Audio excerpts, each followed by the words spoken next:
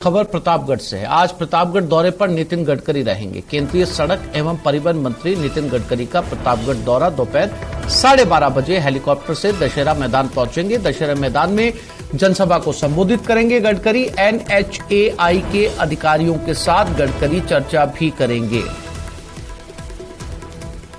तो आज दोपहर 12:30 बजे प्रतापगढ़ पहुंच रहे हैं केंद्रीय सड़क मंत्री नितिन गडकरी और यहां पर एक जनसभा को संबोधित करने का कार्यक्रम है। साथ ही साथ नेशनल हाईवे से जुड़े अधिकारियों के साथ भी चर्चा करेंगे।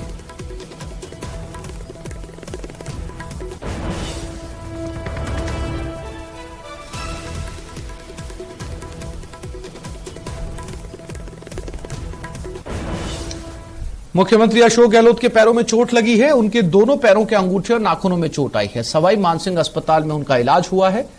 चोट के बाद भी सीएम गहलोत अपने काम में जुटे हुए हैं। ट्वीट कर सीएम ने कहा है, न पूछो मेरी मंजिल कहां है, अभी तो सफर का इरादा किया है, न हारूंगा हौसला उम्र भर, ये मैंने किसी से नहीं खुद से वादा किया है। तो मुख्यमंत्री का शायराना अंदाज। मुख्यमंत्री अशोक गहलोत लगभग 3 बार कोविड का शिकार हो चुके हैं। हाल ही में उनको जो है वो दिल से संबंधित हृदय से संबंधित परेशानी भी हुई थी। उसके बाद अब उनके दोनों अंगूठों के नाखून टूट गए और अब ये शायरी।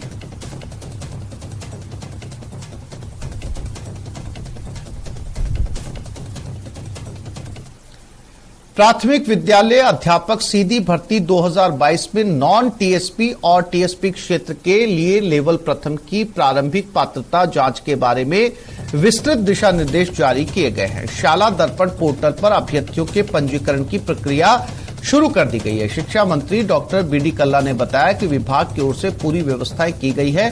उन्होंने बताया कि प्रारंभिक पात्रता और दस्तावेजों की जांच 5 से 17 जुलाई तक की जाएगी।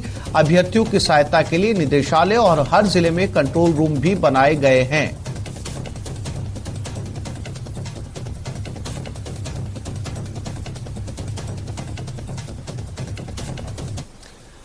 जमीन विवाद में प्रशासन पर नियम विरुद्ध पत्थरगड़ी करने का आरोप लगाते हुए एक युवक पानी की टंकी पर चढ़ गया। मामला दौसा जिले के सिकंदरा थाना क्षेत्र के रामगढ़ गांव का है, जहां का युवक हिम्मत सिंह पानी की टंकी पर चढ़ गया। घटनाक्रम पर इलाके में हड़कंप मच गया। इसकी सूचना पर सिकंदरा थाना पुलिस मौके पर पहुंची। पुलिस के आला अधिकारियों ने युवक के साथ समझाइश की। आखिरकार युवक टंकी से नीचे उतरने के लिए तैयार हुआ, लेकिन दूसरा पक्ष असंतुष्ट था, तो वो असंतुष्ट होकर टंकी पर चढ़ गया। उनको समझा दिया कि भाई अगर आप असंतुष्ट हो तो या तो अपील कर दें या आप लिख के दे दें, हम सेटलमेंट की टीम से करा देंगे दोबारा। फिर उसको समझाइश की, वो मानी उतर।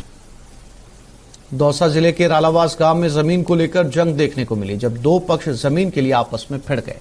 इस दौरान दोनों पक्षों के 100 से ज्यादा लोग लाठी भाटा जंग करने लगे। दरअसल रालावास गांव में जमीनी विवाद चल रहा था और इस विवाद में प्रशासन की मौजूदगी में सीमांकन भी हो चुका था। इसके बावजूद भी विवाद ने फिर से तूल पकड़ा। जब एक पक्ष जमीन की जुताई करने के लिए पहुंच गया तो दूसरे पक्ष का आरोप है कि प्रशासन द्वारा चिन्हित की गई पत्थरगड़ी के अंदर जाकर दूसरे पक्ष की ओर से जुताई की जा रही है और जब जुताई को रोकने की कोशिश की गई तो लाठियों से हमला किया गया। ये वीडियो सोशल मीडिया पर वायरल हो रहा है और इस पूरे मामले में अब रामगढ़ पचवारा थाने में मुकदमा दर्ज किया गया है। हो रखी है, इसमें तारबंदी हो रही है और कन्हैयालाल डीलर और उनका परिवार जो ट्रैक्टरों से 5-7 ट्रैक्टर लेकर आए और खेत को जोतने लगे।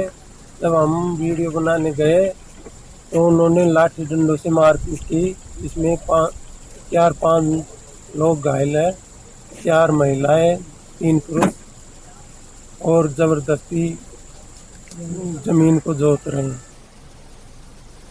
श्रीगंगानगर के सूरतगढ़ में इंदिरा गांधी नहर परियोजना में मिले 15 जीवित बमों को सेना के बम निरोधक दस्ते ने निस्तारित किया है। इस दौरान तेज धमाके हुए और चारों ओर धूल का गुबार छा गया।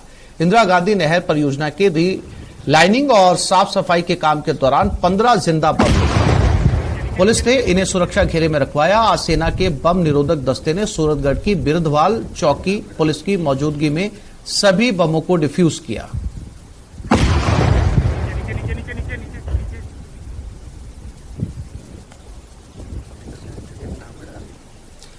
राजधानी में इन दिनों जैन मंदिर चोरों के निशाने पर है। प्रतापनगर इलाके में 5 बदमाशों ने आदिनाथ दिगंबर जैन मंदिर में चोरी की वारदात की।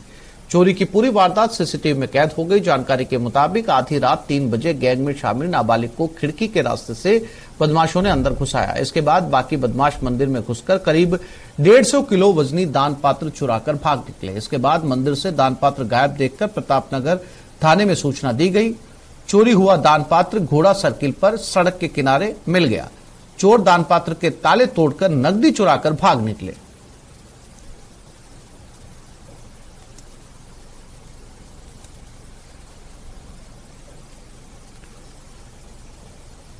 रिलायंस जियो ने 4G फोन जियो भारत V2 लॉन्च कर दिया है। जियो भारत V2 बेहद ही किफायती दामों पर मिलेगा। इसकी कीमत रखी गई है सिर्फ 999 रुपए।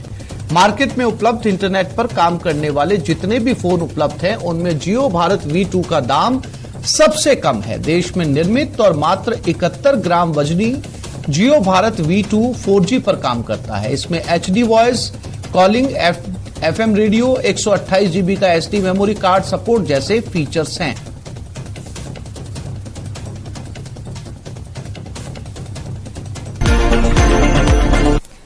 मेरे हाथों में एक ऐसा डिवाइस है जो रिलायंस जियो के 2G मुक्त भारत विजन को और आगे बढ़ाएगा।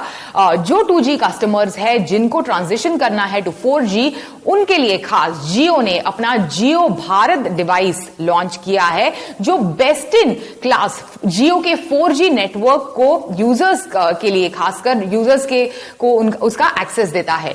अभी ये जो डिवाइस है वो ना केवल नेटवर्क की कैपेबिलिटीज को कंज्यूमर्स के सामने रखता है, इसी के साथ साथ बढ़िया डिवाइस भी आप उसका इस्तेमाल कर सकते हैं। सब कुछ अफोर्डेबल प्राइस पॉइंट पे, खासकर मैसेज के लिए। तो अगर आप इस डिवाइस को, जैसे ही आप इस डिवाइस को बॉक्स के बाहर निकालते हैं, पहली चीज जो आप इस डिवाइस के बारे में नोटिस करते हैं वो इसका कॉम्पैक्ट फॉर्म फैक्टर। नीले रंग का है ये डिवाइस, काफी कॉम्पैक्ट है। इसमें है एक 1.77 इंच का QVGA TFT स्क्रीन। इस डिवाइस के साथ आपको 1000 mAh की रिमूवेबल बैटरी मिलती है जो आपको बॉक्स के अंदर, मतलब इस डिवाइस